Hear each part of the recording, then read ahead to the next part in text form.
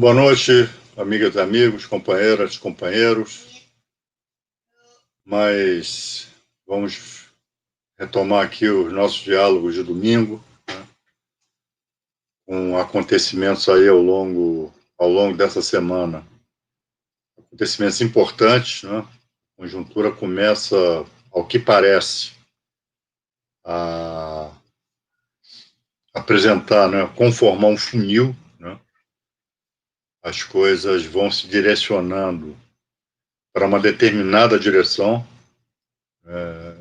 à luz e por conta dos últimos episódios, e no meio também, não é, de uma pandemia, de uma tragédia que está se abatendo no Brasil com toda a força e não tem a repercussão, né, que deveria ter. São números de guerra, né, mortandade de guerra, e, no entanto, isso está absolutamente normalizado, né, infelizmente. Mas os fatos são fatos relevantes, né, fatos que nos levam aí para caminhos que nós não sabemos exatamente onde é que vão dar, onde é que eles vão ser concluídos, né? Vamos tentar aqui bater um papo aí, né? Vamos ver se juntos, né, nós apontamos aí, ou tentamos estabelecer aí um procedimento analítico, né, que nos dê clareza acerca dos desdobramentos dessas questões. Mas antes de a gente entrar na nossa conversa, eu peço a você, estamos aqui na minha página, no Facebook, no YouTube, no Twitter, né? Também na página do meu amigo e companheiro, nas páginas do Paulo Pimenta, né? Então, e eu peço a você que compartilhe, né, que curtam, chame os amigos, enfim, vamos fortalecer a as nossas redes aqui de resistência, de debate, né? Aquilo que nós conversamos, essa tentativa de aprofundar, né, os assuntos aqui, você não vê por aí, né? Então, é assim que essa trincheira aqui também é uma trincheira importante, né? Vamos fortalecer a trincheira da resistência também nas redes sociais.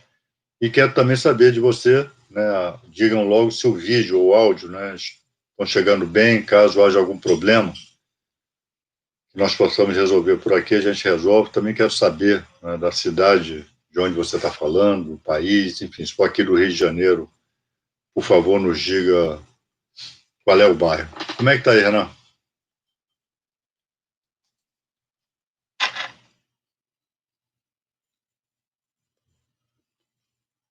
Como é que está aí, Renan? Oi, Adi, boa noite. O pessoal está aqui comentando bastante já, acho que a audiência hoje vai ser boa, tem mais quentes, né? Aqui, deixa eu ver se alguém diz. Ó, Sete Lagoas chegou aqui presente, muita gente hoje já participando do YouTube. Inclusive, vou dar destaque especial a algumas pessoas aqui, né, que estiverem comentando por lá. O Paulo Sérgio está em Fortaleza, Rio de Janeiro presente, Alexandre Benedito. Vamos lá. Quem mais está aqui?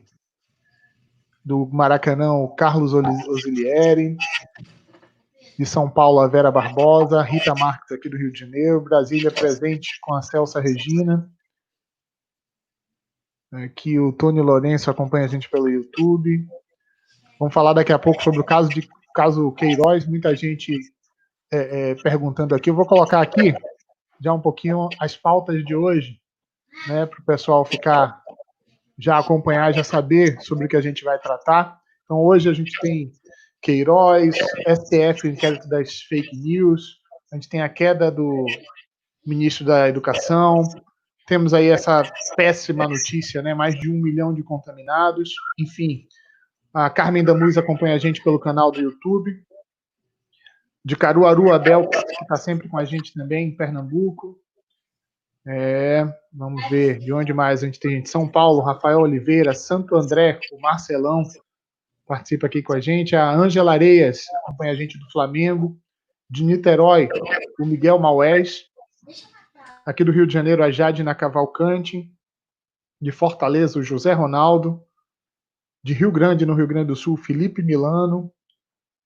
Aí tem uma pergunta já aqui, daqui a pouco você tratar, o Edinaldo Vanderlei pergunta, afinal, o Entraub é fugitivo ou não? De Canela, no Rio Grande do Sul, a Fabiana Saboia. De São Luís, no Maranhão, o companheiro aqui, a Marx. De Sara, Santa Catarina, Graça Pavei. De Maricá, a Jarte Dunin. De São Gonçalo, Said Rachid. Vamos lá. São Paulo, a Sônia Kemp. A Ermelinda Santos participando aqui com a gente também. Enfim, muita gente aqui. Petrópolis, a Mônica Dória. Niterói, Rio de Janeiro, a Denise Cataldo. A Larissa Massoni, de Planalto, no Paraná, ela que é da Juventude PT.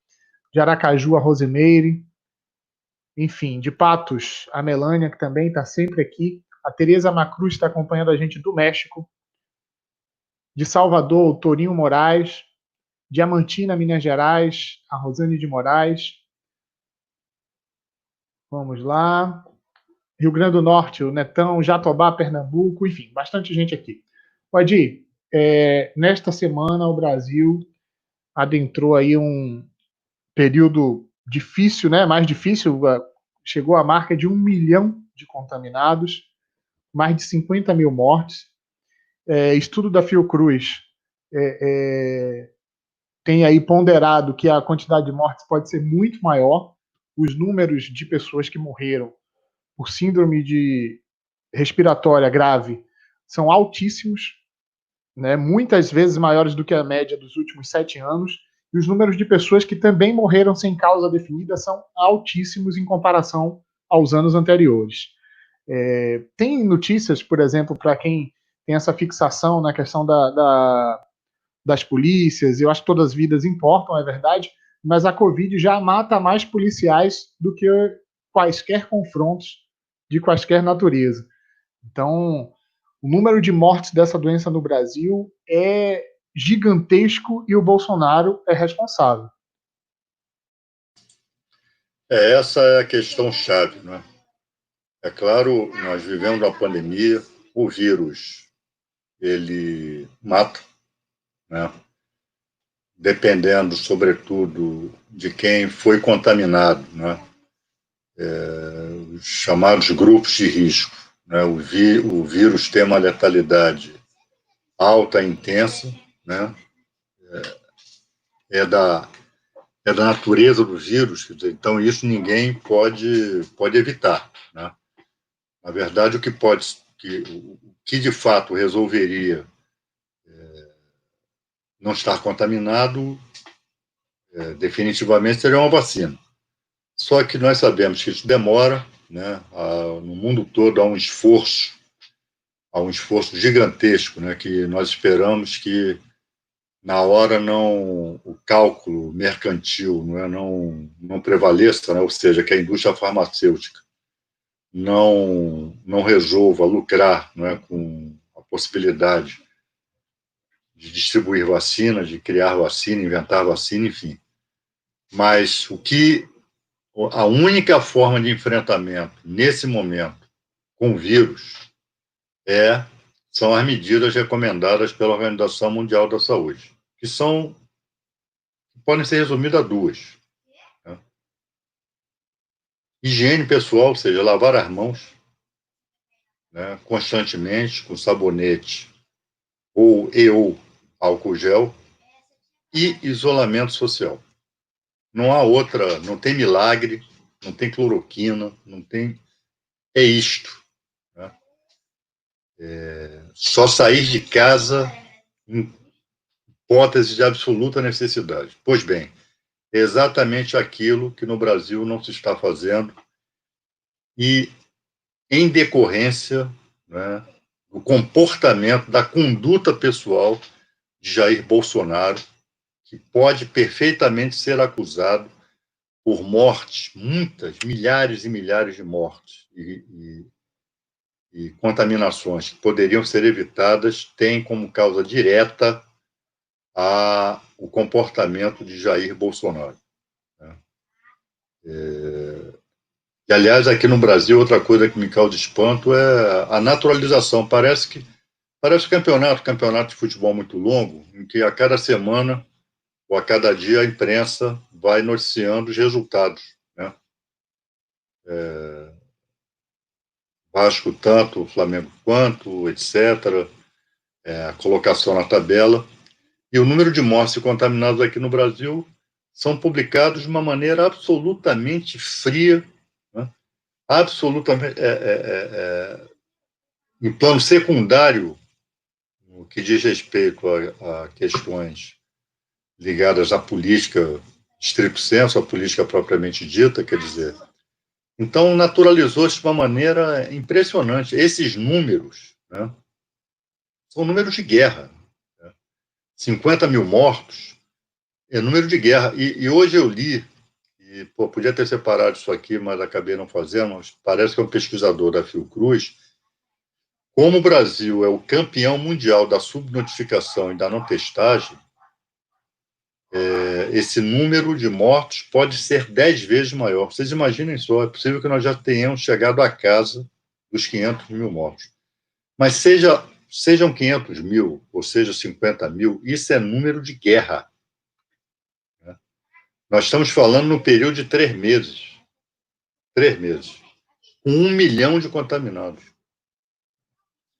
Quer dizer, e o que nós estamos vendo? Né? Governadores que até pouco tempo, mais ou menos, mais para mais do que para menos, estavam seguindo as recomendações da OMS, haviam baixado medidas, governadores e prefeitos, medidas, né, de isolamento social, né, simplesmente cederam às pressões de Bolsonaro e do poder econômico e liberaram geral. Os efeitos disso nós vamos ver nos próximos dias. Hoje, no Rio de Janeiro, as praias lotadas, né, como se estivéssemos num dia de verão e de normalidade sanitária. Né? Praias lotadas, quer dizer, com autoridades. Né? Então, você vê lá no Sul, Paraná, Rio Grande do Sul, em outras cidades, outros estados, uma hora se decreta o afrouxamento das medidas, outra hora se volta atrás. Aqui no Rio de Janeiro, um prefeito completamente inepto, um pateta, né, bolsonarista da pior estirpe, né, baixa decreto adiando os jogos de futebol, meia hora depois ele restabelece os jogos, os times não sabem de nada, a televisão não vai, resolve não transmitir o jogo, e os jogos só, enfim, né? Uma irresponsabilidade completa, né? Nas mais diversas esferas, inclusive na esfera dos clubes de futebol, e aqui no Rio se ressalva Fluminense e Botafogo, que tem tido uma postura responsável, né? No sentido de que não se deve voltar agora, e os brasileiros completamente desinformados. Né? É claro que um confinamento, um isolamento social que você é obrigado a fazer, né? Isso gera angústia, gera, às vezes, desespero, gera vontade de sair de casa. Mas há uma questão maior em relação a isso, que é a vida. A sua própria vida é a vida dos outros. Né? E quem deveria estar observando isso eram os governantes, a partir do governo central, a partir da figura do presidente da República. A pandemia passa ao largo de Bolsonaro, você não vê Bolsonaro, quando ele fala sobre isso, é para debochar, é para minimizar os efeitos, é para dizer que é gripezinha, é para ficar receitando remédio. Aliás, isso tem que ser investigado, essa obsessão dele por cloroquina, hidroxicloroquina, quando em todo o mundo já se estabeleceu que isso não serve para o combate, ao contrário, né, para o combate à Covid-19, isso pode causar morte. Né? Se bobear, tem interesse econômico por trás disso, não é possível. Né? E, aliás, não é de hoje que Bolsonaro adere, né, a receitar remédios e a recomendar, não é? Algum tempo atrás, quando ele ainda era deputado, teve a tal pílula do câncer, que ele foi um dos mais ardorosos, se não o mais ardoroso defensor. Né? Sujeito que não tem formação de coisa nenhuma, muito menos de medicina, receitando o remédio. E isso confunde as pessoas, porque, ainda que se trate de um desqualificado como Bolsonaro, ele é ocupante, né, da cadeira presidencial. Então, isso confere a qualquer um, até um desqualificado como ele, uma certa aura de autoridade, sobretudo naqueles estratos mais desinformados da população e que não tem onde buscar informação. Então, o que nós estamos vendo no Brasil é uma mortandade, né? Afora a mortandade do vírus em si, né, que haveria, de qualquer maneira, mas as mortes e as contaminações poderiam estar numa escala infinitamente menor do que estão hoje, né, graças a Bolsonaro e seu entorno, e esses governadores e prefeitos que rezam pela sua cartilha. Né? Então, o que nós estamos vendo, efetivamente, é uma tragédia que conta com um concurso, né, das autoridades públicas brasileiras. Não todas, obviamente, sempre há as exceções para confirmar a regra, mas, como é o caso do Maranhão, lá do governador Flávio Dino, e outros, né, mas que, infelizmente, nesse momento são minoria. O que nós estamos vendo em todo o Brasil é o afrouxamento das medidas, das regras, das recomendações da Organização Mundial da Saúde, e quem paga o pato, ou seja, quem paga com a vida, são esses milhares, né, milhares e milhares de brasileiros. Como é que está aí, Renan? Bastante gente aqui acompanhando. A indignação é muito grande, Adi. Muitas pessoas estão dando informações aqui das suas cidades, cidades menores, né? Baixo isolamento no Brasil inteiro. A gente sabe que essa questão do isolamento é uma medida de difícil manutenção ao longo de muito tempo, ou seja, a falta de coordenação do governo federal, de indicação dos caminhos, sem dúvida, um elemento que deixa cidades menores que não precisavam ter iniciado o isolamento tão cedo, já sem a possibilidade, e agora que a doença está chegando, a gente tem um companheiro aqui de uma cidade pequena de 25 mil habitantes no sul, que já triplicou, mais que triplicou o número de contaminados lá. Enfim, agora, inclusive, a sazonalidade da gripe vai coincidir também com o espalhamento do vírus do coronavírus, né? Então, é realmente muito difícil. Adi, nessa semana nós tivemos também o ministro da Educação pediu demissão, caiu para cima, né? Porque vai ganhar agora uma fortuna anualmente.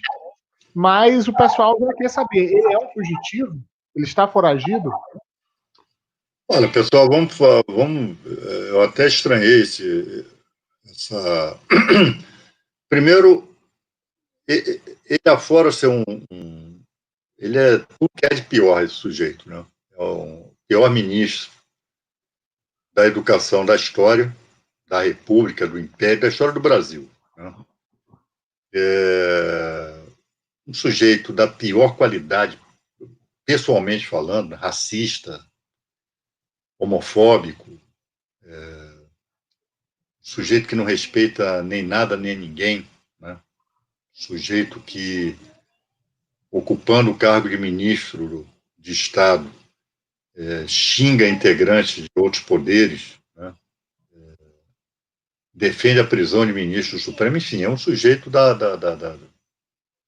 que nenhum país sério ocuparia cargo público, nenhum país sério. Infelizmente, o Brasil deixou de ser um país sério desde 2016. Tá? Agora, o que me causa estranheza é isso. Fugitivo ele não é tecnicamente, não tem mandado de prisão contra ele. Não. Ele está antecipando uma fuga, ele teve informações de que haveria uma prisão preventiva contra ele. E quais são os motivos de uma prisão preventiva? Xingar alguém, a princípio, não enseja prisão preventiva. A participação nesses atos antidemocráticos,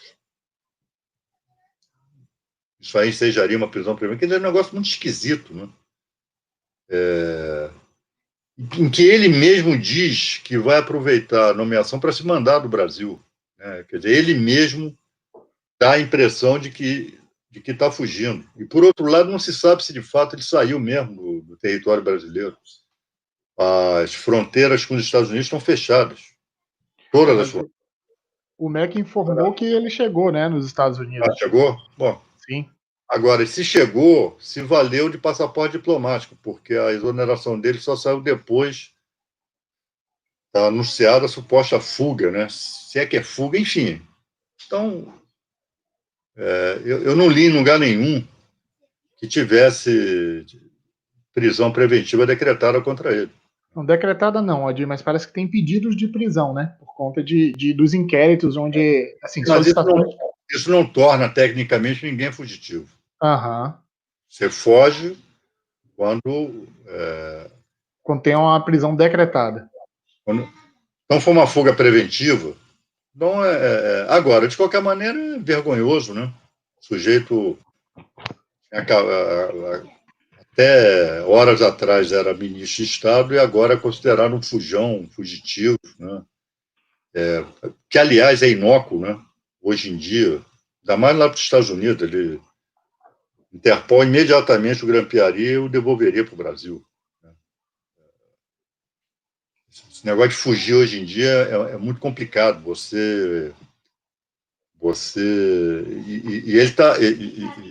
Ele estará em endereço certo e sabido, né? Banco Mundial. É para lá que ele está sendo nomeado. Né? Então, enfim, como o Bolsonaro conseguiu derreter todas as noções de instituições, de ideias de Estado, enfim. No Brasil hoje tudo é possível, né? Até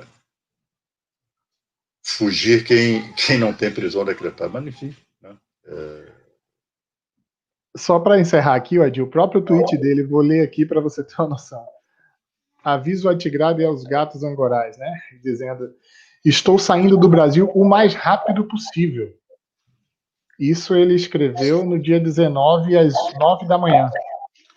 E foi confirmada no mesmo dia deixa eu só confirmar aqui, a notícia do UOL, confirmado ontem, que ele chegou aos Estados Unidos.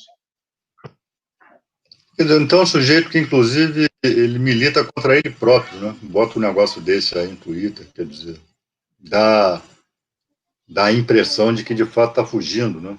Pô, se ele está indo para lá para assumir um cargo, e que cargo, né? Mais de 100 mil reais de salário, né?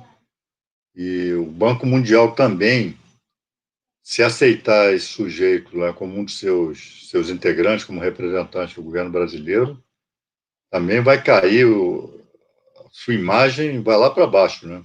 É um desqualificado, um sujeito ao que consta, quando desempenhou funções no mercado financeiro, quebrou o Banco Votorantim, né? Então esse é o currículo dele nessa área. Um sujeito sem eira nem beira do ponto de vista intelectual, do ponto de vista da formação, né? Sujeito que não tem condições de ocupar cargos em altas esferas. Isso é possível, né? Tendo um presidente, um desqualificado, né, da mesma estatura moral e intelectual dele. Isso é possível assim. Né? Então, enfim, mas é uma história esquisita, de fato. Né? Como tudo no Brasil hoje em dia é esquisito. Como é que está aí, Renan? Eu vi aqui que o nosso querido Walter Leitura está aqui conosco. Um abração, Walter. Quem é que está por aí? Walter Leitura está aqui com a gente. Deixa eu ver quem mais. A Cleiri Lopes também aqui do Rio de Janeiro. Tânia Cavalcante aqui do Rio de Janeiro também. Quem mais? Vamos lá. Deixa eu só pedir aqui, botar e lembrar, pessoal, vamos assinar o canal do YouTube do Adir. A gente precisa chegar pelo menos a 1.000 assinantes para poder ter acesso a algumas coisas, o YouTube destravar algumas coisas para a gente, Adir. Então é importante, faltam poucos. Se a gente fizer um esforço hoje aí, a gente consegue. A gente tem 900 pessoas nos assistindo agora. Certamente muitos não são assinantes do canal. Não basta ir lá no canal do Adir, o Adir Damush TV. Estamos ao vivo lá também. Você pode sair do Facebook e ir lá acompanhar a gente. O link está aí na tela.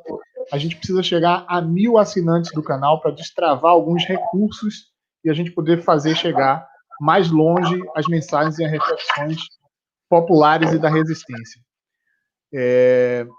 Vamos ver aqui. Fortaleza, o Helder Viana acompanha a gente.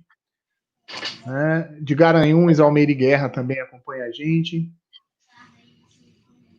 Tem uma turma grande aqui. O Adi, saiu essa semana na imprensa um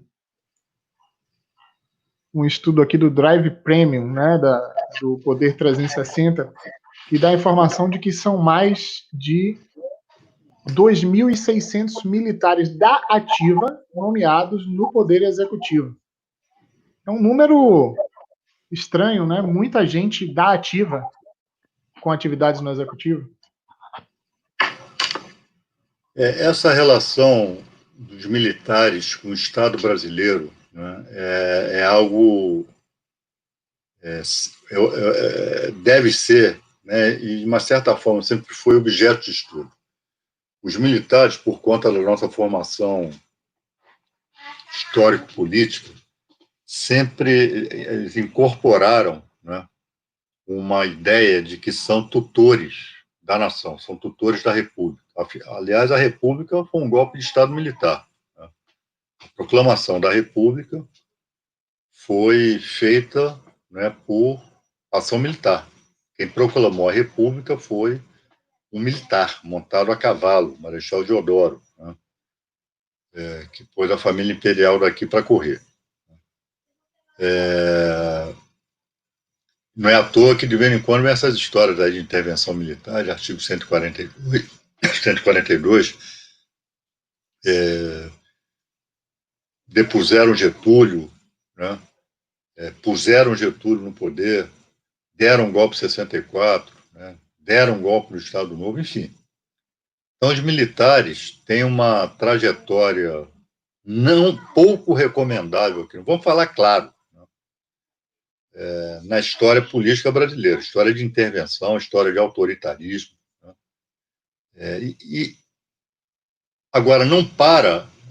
Então, a partir do uso, né, do seu aparato, do aparato bélico, né, força das armas, isso se desdobra, né, em privilégios. E faz com que as Forças Armadas brasileiras, sobretudo o Exército, sejam uma espécie de casta. Vocês veem, toda vez que se fala em reforma, se fala em diminuir salário, se fala em reforma da Previdência, reforma daqueles, são os primeiros a dizerem que não aceitam. Né? Se acham, de fato, um corpo diferenciado que não merece a parte dos demais funcionários, né? E que filha de oficial aí que recebe pensão para o resto da vida, quer dizer, e agora, né, nós temos no governo Bolsonaro esse número extraordinário de militares, né, ocupando cargos comissionados, funções comissionadas, enfim.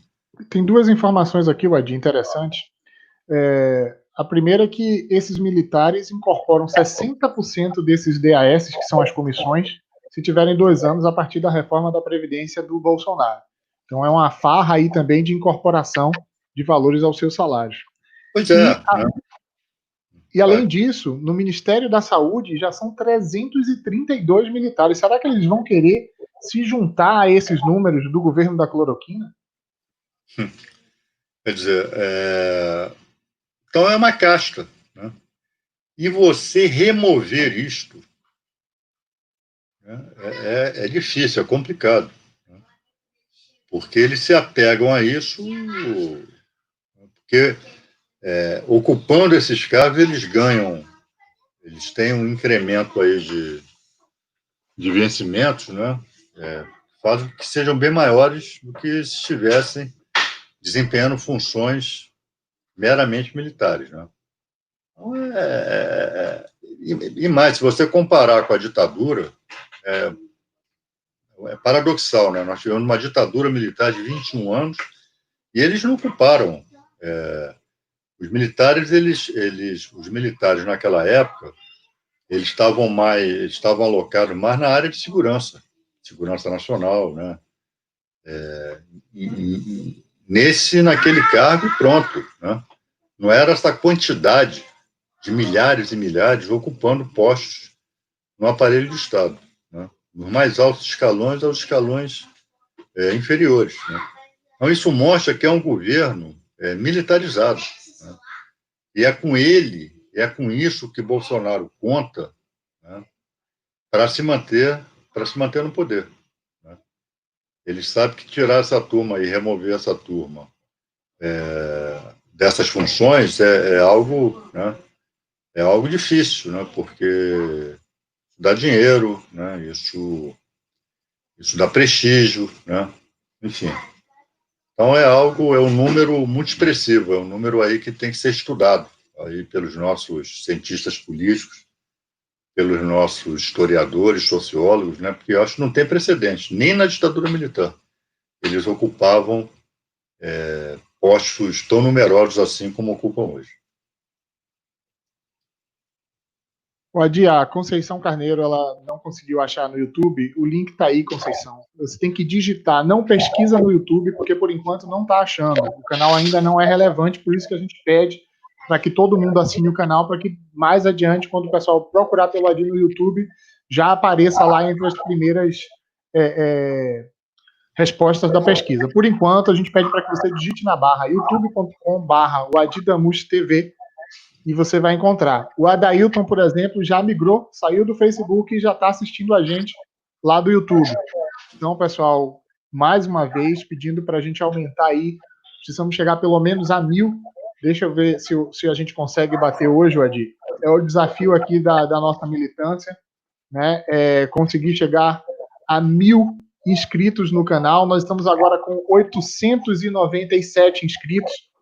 A gente precisa, então, de 103 inscrições, fazendo um apelo aqui à nossa militância que acompanha a gente aqui nessa transmissão, para que vá até o canal do Adi, se inscreva para que a gente possa destravar, né, os recursos extras que o YouTube permite para aqueles canais que têm mais de 1000 inscritos.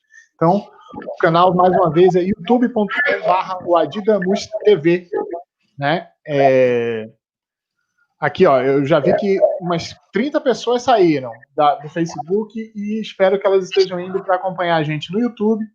Aqui, ó, o Salvador Batista também saiu do Face e já está acompanhando a gente aqui no YouTube, né? Enfim, e é importante, pessoal, só para dizer que no YouTube a gente tem um programa diário agora durante a pandemia, né? Menos aos domingos, que a gente tem já a nossa transmissão, que é o Adi 8h30. Né? Todo dia, às 20h30, o Adi comenta fatos do dia com convidados.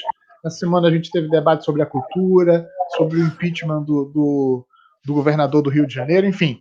Todos os dias a gente tem feito um ao vivo curtinho ali, né, na live do YouTube. Então vamos nos inscrever, todo mundo no canal do YouTube do Adi, que, mais uma vez, colocando aí na tela, é o Adidamus TV, youtube.com/o Adidamus TV. O Adi, vamos aqui conversar um pouquinho sobre uma coisa que todo mundo quer saber aí de você, que é qual o impacto da decisão agora do STF sobre o inquérito das fake news. Quais os desdobramentos possíveis, né, agora que já se votou que é constitucional. Olha, esse inquérito ele é muito importante e não deve ser confundido como algo, né? Agora o Supremo Tribunal Federal resolveu perseguir, resolveu reagir a Bolsonaro, né? Não se trata aqui de construção de uma narrativa para impor um cerco ao governo. É claro que o Supremo resolveu reagir aos constantes ataques de Bolsonaro e seu entorno, seus filhos, seus ministros, né? A instituição, né? Já era sem tempo, mas é algo concreto, né? Nós sabemos o papel importante, fundamental e crucial que as chamadas fake news tiveram na eleição de Bolsonaro. As eleições de 2018, a partir do abuso do poder econômico, inclusive esses recursos que foram gastos em prol de Bolsonaro, que fabricaram fake news, obviamente não foram declarados na prestação de contas. Foram milhões e milhões e milhões de reais, né, não declarados. E nós sabemos hoje, né, que as fake news foram determinantes para a vitória de Bolsonaro. As mentiras, né, que eles plantavam, sobretudo contra o PT, contra o nosso candidato à oposição, Fernando Haddad, enfim. E isso tem um potencial, né, porque qual é algo que tem que ser observado aí, né? O ministro Alexandre Moraes, ele estendeu o período de investigação retroativamente, ele estendeu para 2018. Né? Não é da instauração do inquérito para frente, é para trás e para frente. Né? Pega as eleições de 2018. E nós sabemos também que há duas ações lá encabeçadas, uma pelos então candidatos, né?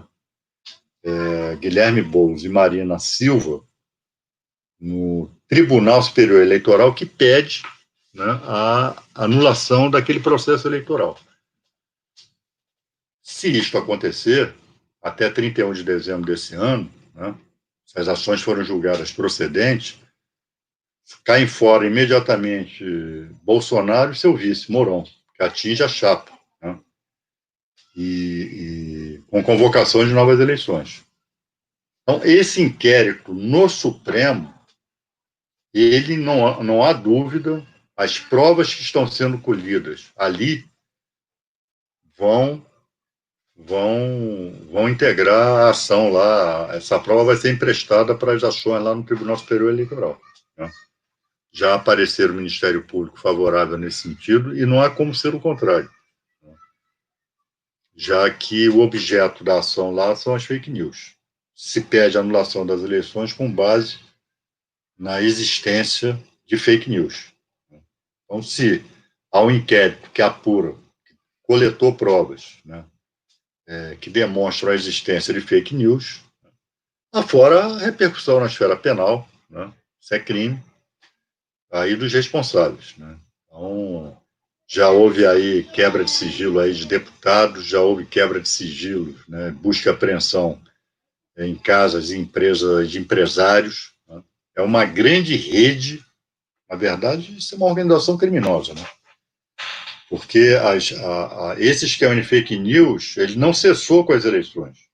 Ele é uma marca do governo Bolsonaro, associado ao tal gabinete do ódio, né, que é quem coordena, que é ali, parece coordenado, né, pelo 0 sei lá o quê, 02, o tal do Carluxo, né, que a Câmara de Vereadores quer saber por onde anda aqui no Rio de Janeiro, porque só onde ele não vai é na Câmara de Vereadores. Vive em Brasília. E, na verdade, o chefão é o Bolsonaro, né? O chefão é o Bolsonaro. E é isso que mete, né? Faz Bolsonaro tremer de medo. Né?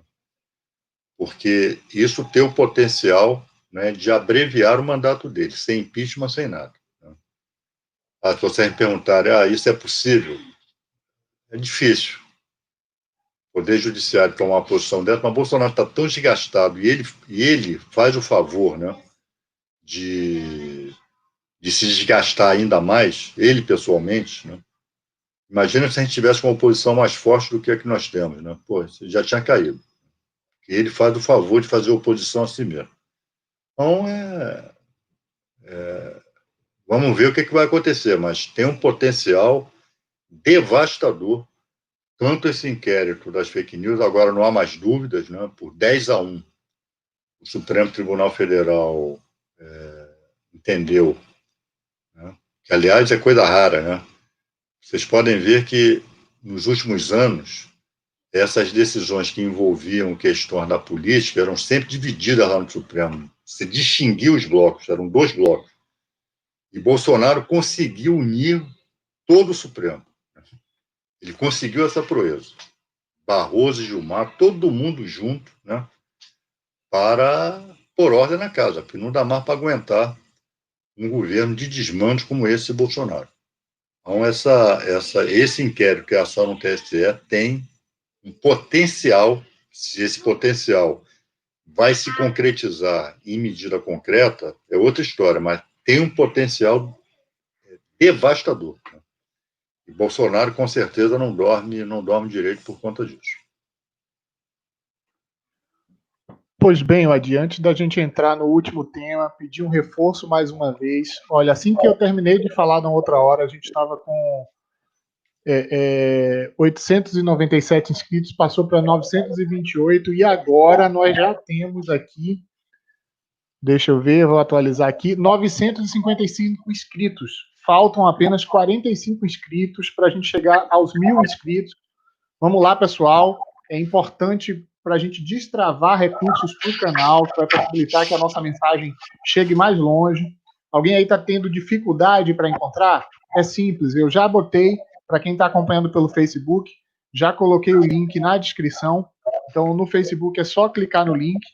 Quem já se inscreveu, pode mandar para o WhatsApp, para os grupos dos amigos, da família, mandar também nos grupos do Facebook. Então, vamos lá, vamos chegar a 1.000 inscritos para a gente poder destravar aqui, né? Aqui o Leonardo já acompanha a gente aqui, ó, o canal vai decolar, né? Quem está no Twitter, a pergunta aqui, a Beth. Beth, é só digitar no seu navegador o www.youtube.com/wadidamustv. Simples, né? E você consegue chegar lá. O penúltimo post do Adi, também, você vai encontrar posts aí no Twitter do Adi, que tem o link para o canal. O de ontem foi o nosso querido Luiz Fernando Lobo. Nesse tweet do Adi, você também tem o link para você se inscrever no canal. Alguém perguntou como é que faz para se inscrever. Tem um botãozinho lá. É só inscrever. Aqui, ó, é isso aí, pessoal. Um pouquinho mais de uma semana que a gente retomou aqui e quase 1.000 inscritos. Vamos chegar a uns 1.000 inscritos para a gente destravar recursos, fazer com que a nossa mensagem chegue cada vez mais longe, né? Adi, vamos entrar agora no tema aqui, que é o tema da semana. Eu não sei se você acompanhou, a internet é uma fábrica de criatividade, o brasileiro, então. Até a Rita Lobo, Adi, bombou essa semana, porque só postou no dia da prisão, a Rita Lobo, que tem um canal de culinária, só pratos com laranja. Né? Pratos com laranja, e depois, no final do dia, para quem reclamou, ela disse que podia tomar um caldo de cana destacado, né? Então, serviu também para descontrair um pouco, mas Queiroz está preso. Quais as consequências disso? Como isso repercute na política nacional? A gente fez uma live específica sobre isso na sexta-feira, mas hoje eu acho que você pode trazer aí outros elementos. E aí, pessoal, vamos assinar o canal YouTube, o Adi Damus TV. Deixa eu ver aqui, ó, quantos estão inscritos agora, para a gente daqui a pouco comemorar os 1.000 inscritos. 970, faltam 30 inscrições. Vamos todo mundo lá, o Adi Damus TV, né? Vamos conquistar essa marca importante que vai destravar recursos para a gente chegar cada vez mais longe com a mensagem da esquerda e da resistência. Olha, pessoal, é óbvio que essa prisão do Queiroz, a questão não é o Queiroz. Queiroz é uma figura obscura, uma figura menor, né? Ele tem relevância pelas ligações íntimas com o bolsonarismo, com o Bolsonaro, sua família, seus filhos, né? É uma amizade de longa data, né? Uma amizade não é exatamente uma amizade comum, né? Digamos, uma cumplicidade, né? Então, são comparsas, são cúmplices, né, de vida há muitos e muitos anos. E nós sabemos que Queiroz, né, é miliciano, ele é policial militar aposentado, integrante de milícias aqui no Rio de Janeiro, de um grupo miliciano, e que ocupou, afora a amizade, essa amizade ela se traduziu em gestos, né? Se traduziu em emprego para Queiroz, para sua família, mãe, filhas, etc., né? Para familiares e amigos. E Queiroz está no epicentro, né, de uma crise política, de uma potencial crise política que pode abreviar o mandato do seu diletíssimo amigo Jair Bolsonaro, o mandato de presidente da República. E tudo começa, né, com a história das chamadas rachadinhas. Como vocês sabem, Queiroz era lotado no gabinete do então deputado estadual, hoje senador, Flávio Bolsonaro, filho de Jair Bolsonaro, 01. O que é rachadinha? Os salários, os vencimentos dos funcionários do gabinete eram um percentual altíssimo, né? Eram destinados não às contas bancárias, não ao sustento desses funcionários e funcionárias, mas para o bolso de Flávio Bolsonaro, para a conta de Flávio Bolsonaro. Para a conta não, né? Porque o que Queiroz fazia? Sacava esse dinheiro, vinha em espécie, né? Só que quando começou a se investigar isso, a investigação apontou para caminhos outros. A rachadinha em si, ela acaba sendo até a coisa menor desse cenário todo, né? Das relações promíscuas de Bolsonaro, de Queiroz com a família Bolsonaro. Rachadinhas acabam sendo um episódio menor, embora configurasse aí peculato, né? Mas, enfim, é porque elas apontam caminhos outros, esses sim, com um largo potencial destrutivo. Apontam para as milícias, apontam para as relações daquilo que quem é aqui do Rio de Janeiro sabe há muito tempo, das relações íntimas de Bolsonaro com a milícia, né? Dos Bolsonaros com a milícia. Vocês devem lembrar, Bolsonaro por diversas vezes subiu à tribuna da Câmara dos Deputados, coisa que ele fazia raramente, né? Para defender miliciano, para enaltecer a milícia, né? O 01, quando era deputado estadual, deu a medalha Tiradentes, que é a maior comenda da Assembleia Legislativa aqui do Rio, para aquele capitão Adriano, né? Esse que foi executado numa operação policial no começo do ano, né? Era miliciano. Enfim, e vai apontando, né, todas essas relações dos bolsonaros com a organização criminosa e até mesmo, né, direto ou indiretamente, para o assassinato da Marielle, que é o que se sabe hoje, né, foi executada por milicianos, né? Então, e agora, né, você vê como o novelo ele vai, né, quando se abre uma investigação sobre gente como essa, hoje saíram fotos, foram publicadas fotos de Queiroz pagando em dinheiro vivo contas do Flávio Bolsonaro. Já se sabe que pelo menos mais de 100 boletos bancários de plano de saúde da família do Flávio Bolsonaro e da escola das filhas ou dos filhos dele foram pagas em dinheiro por Queiroz, né? Sem esquecer que tem aquele cheque de 40 mil reais que foi depositado na conta da atual primeira-dama Michele Bolsonaro, ou como quer meu amigo Paulo Pimenta, Lei de Micheque, né? Então, o primeiro, acho eu, o primeiro o desdobramento imediato, que é para amanhã, para depois da manhã, é o indiciamento de Flávio Bolsonaro. Esse está na linha de tiro. Né? Acho difícil que Flávio Bolsonaro mantenha o mandato. E depois vai ter que lutar pela liberdade dele. Né? O envolvimento dele com o Queiroz nesse aspecto, aí entra a lavagem de dinheiro, a história de imóveis, o negócio lá daquela franquia Copenhague, enfim. Né? A relação dele com o Queiroz está praticamente desnudada e aponta para a prisão para perda de mandato. Então, isso é um. E a cassação do mandato de Flávio Bolsonaro, ela teria um papel. Ela teria um papel muito importante, porque mostraria para o gado bolsonarista, para o seu entorno, para a população brasileira, que Bolsonaro não é intocável. Né? E seria uma flechada no coração de Bolsonaro.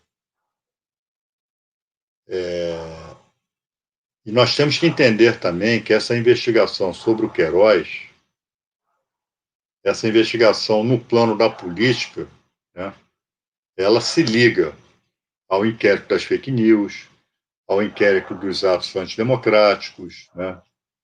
Ela se liga a tudo isso. Né? Em tudo isso tem dedo de milícia, tem dedo de empresário ligado à milícia, enfim. Então, essa prisão do Queiroz, bom, Queiroz vai delatar. O Queiroz, obviamente, no sistema prisional, ele corre risco de morte. Né? Ele não é um qualquer hoje, ele é um miliciano com ligações com o Palácio do Planalto. Então, mas se forem aplicados métodos lavajatistas contra o Queiroz, que métodos? Já estão atrás da mulher dele. A mulher dele está com prisão. Aí, pessoal, chegamos a 1.000 inscritos, muito obrigado. Né? E agora a meta é ir sempre aumentando, né? Fortalecer e transformar esse canal aqui num canal que conta, um canal forte aqui no YouTube. Né? Quero me associar a outras páginas do campo da esquerda, no campo progressista, para fortalecer a rede de resistência aqui. Tá? Então, muito obrigado aí a todos vocês, a todas vocês. E não vamos parar por aqui, não. Eu quero alcançar o Pimenta. Já falei com o Pimenta que até final do ano eu vou alcançar ele. Tá? Me ajudem nisso. Tá? Mas voltando aqui, Queiroz,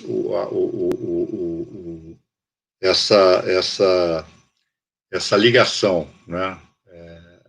Bolsonaro-milícia, isso tem um efeito, né, catastrófico sobre o governo Queiroz, sobre o governo Bolsonaro. E como é que ficam os militares em relação a isso? Os militares vão se solidarizar com a relação Bolsonaro-milícia. E cá para nós, pessoal, ainda mais militares que têm serviço de inteligência, né, fizeram intervenção aqui no Rio de Janeiro, né, vocês estão lembrados, na segurança pública, né, foi algo desastroso. Não é desconhecido para eles que Bolsonaro tem essas relações íntimas com a milícia. Qual é a diferença agora? Que isso vai ser provado. Uma coisa é saber pelo subterrâneo, saber por aqui, saber por ali, saber por que dizem, né? Agora, outra coisa é isso demonstrado clara e publicamente, que é o que parece que vai acontecer. E aí, como é que ficam os militares? Vão se apegar às suas 2.500 boquinhas no serviço público, né? Ou vão tentar preservar a sua imagem? Né? E como fica Bolsonaro? Eu acho que Bolsonaro, se quiser ficar no governo, que vamos lá, pessoal, a direita não quer tirar Bolsonaro, a Globo não quer tirar Bolsonaro. Querem que ele sangre de boca fechada, mas fica até o final do governo para preservar a agenda econômica. Bom, se tiver que tirar, tira, mas mantém o bolsonarismo. Né? Por que Rodrigo Maia não pauta o impeachment? É porque acha que vai perder? Não é só por isso. É fundamentalmente porque não interessa à direita, na polarização com a extrema-direita, criar uma crise aqui, botando o Bolsonaro para fora. O que se quer é conter aqueles aspectos mais insultuosos, aqueles aspectos mais repulsivos da conduta pessoal do Bolsonaro. Então, possivelmente, Bolsonaro, se ficar até o final do governo, vai ficar tutelado. Na esfera parlamentar, o Centrão, pessoal, nós sabemos, o Centrão é extremamente pragmático. O Centrão não morre afogado com ninguém. Se tem uma coisa que o Centrão não faz, é morrer afogado. É dar abraço de afogado, é receber abraço de afogado de alguém. Vai tornar mais custoso para Bolsonaro, né? Que vai ter que abrir literalmente as pernas para o Centrão. Mas o Centrão, a hora que perceber que o governo está fazendo água, pula fora. Então, o Bolsonaro está, de uma certa forma, pendurado na brocha, né? A hora que os militares puxarem o tapete, ele cai junto. Agora, vão puxar, podem estar impondo a ele regras de conduta para que ele fique, pelo menos até o final do governo, mas fique lá no seu campo. Né? Deixar o governo para quem? Para gente grande. Né? E deixar ele vagando por aí. Ou, dependendo daquilo que vier, o inquérito das fake news, de possíveis revelações do Queiroz, esse advogado, esse Waissef, né, é outra bomba relógio. Esse sujeito provavelmente sabe muito. Ele vai ter que prestar contas à OAB da sua conduta, ele vai ter que explicar, né, como é que ele acoitou, como é que o Queiroz foi parar na casa dele. Se Flávio Bolsonaro e Jair Bolsonaro sabiam, né, cá para nós, porra, como é que não sabiam? Embora isso tenha que ser demonstrado, isso tem que ser provado. Há uma série aí de variantes, há uma série de... Né, Agora, hoje eu li, né, o celular do falecido ex-ministro Gustavo Bebiano já foi repatriado para o Brasil. Né? E segundo o Paulo Marinho, né, nesse celular há conversas do Bebiano com Bolsonaro também um alto grau destrutivo. Então vocês veem uma série de elos, uma série de pontos, né?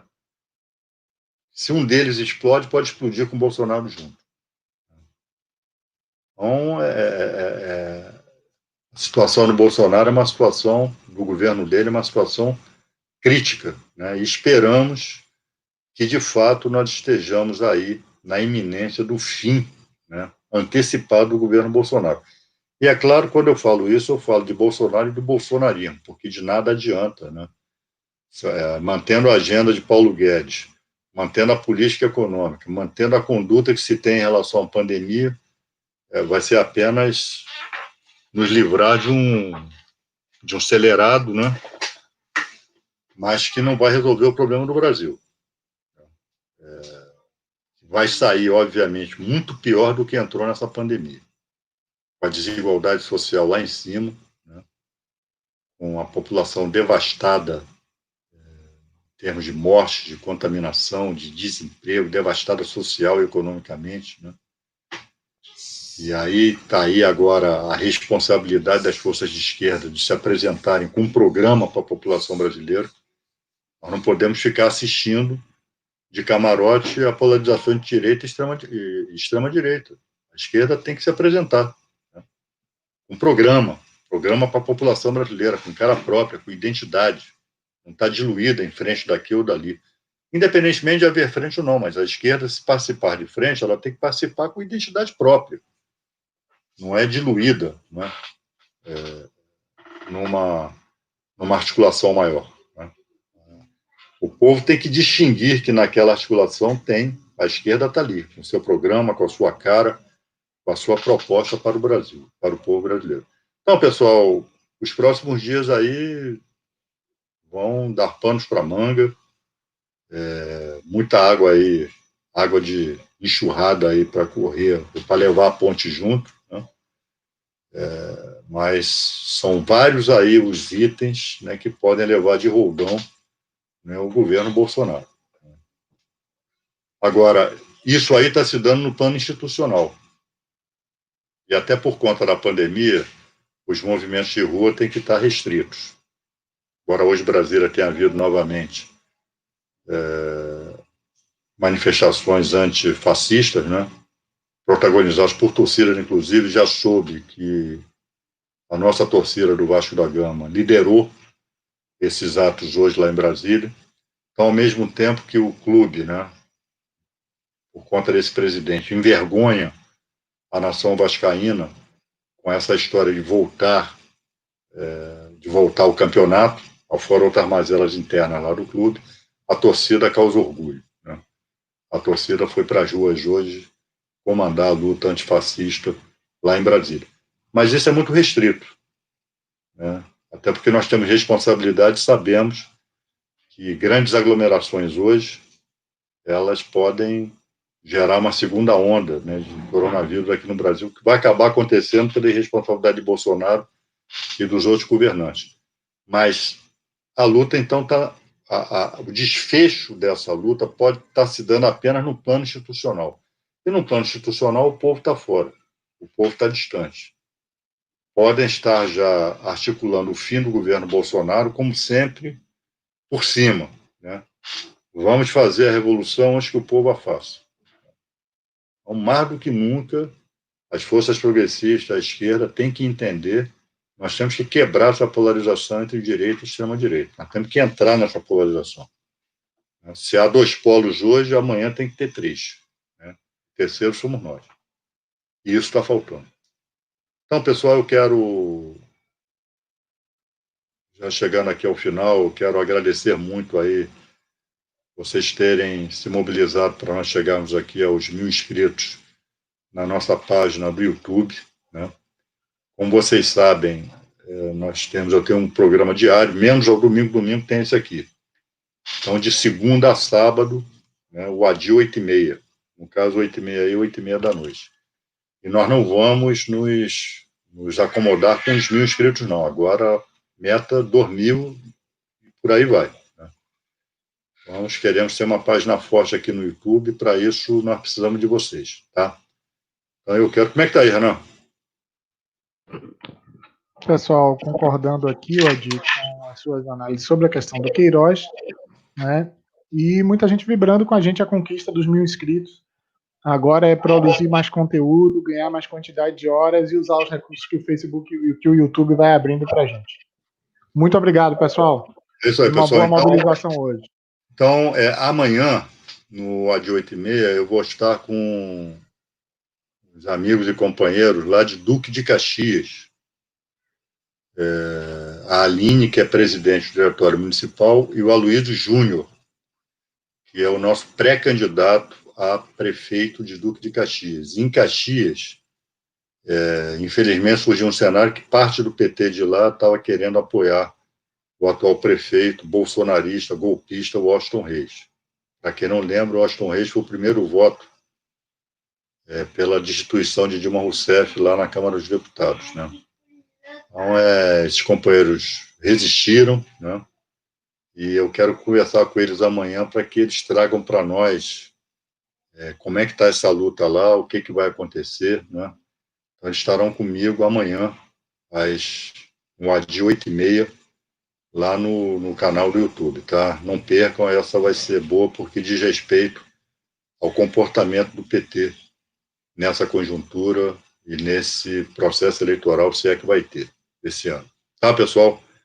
Então, amanhã eu revejo vocês no AD 8h30. Tá? Muito obrigado, boa noite aí, um forte abraço, um bom final de domingo aí para todas vocês, para todos vocês, tá?